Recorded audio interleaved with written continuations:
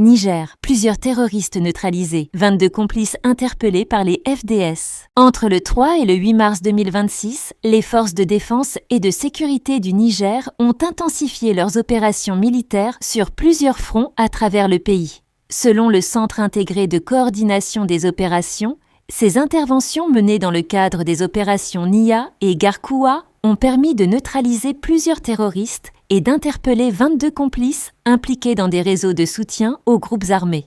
Dans la région ouest, à Torodi, un individu identifié comme guetteur terroriste a été repéré aux abords d'un dispositif militaire alors qu'il menait une mission de reconnaissance. Pris en chasse lors de sa fuite, il a été neutralisé par les forces engagées. Un autre guetteur a également été neutralisé près du poste avancé de Samira, où les forces ont saisi un poste radio et divers effets compromettants.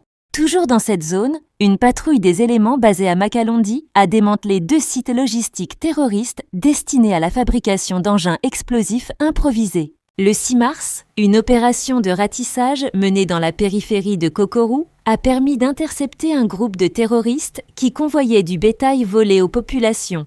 L'intervention s'est soldée par la neutralisation de 5 assaillants et la récupération de 103 têtes de bétail restituées à leurs propriétaires. Par ailleurs, un raid conduit sur l'axe Tilim, Sikambandio a permis la saisie d'un important matériel logistique appartenant aux groupes armés, notamment des kits médicaux, des panneaux solaires, des batteries et des dispositifs destinés à la mise en œuvre d'engins explosifs. Dans le nord du pays, dans le cadre de l'opération Garkuwa, les forces ont intercepté 2 camions transportant 46 000 litres de gasoil de contrebande.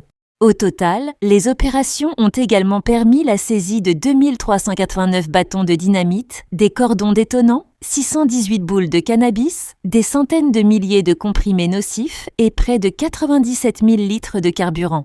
Malgré la persistance de menaces sécuritaires, les autorités affirment que la situation reste globalement sous contrôle et appellent les populations à signaler tout comportement suspect afin de soutenir les efforts de sécurisation du territoire.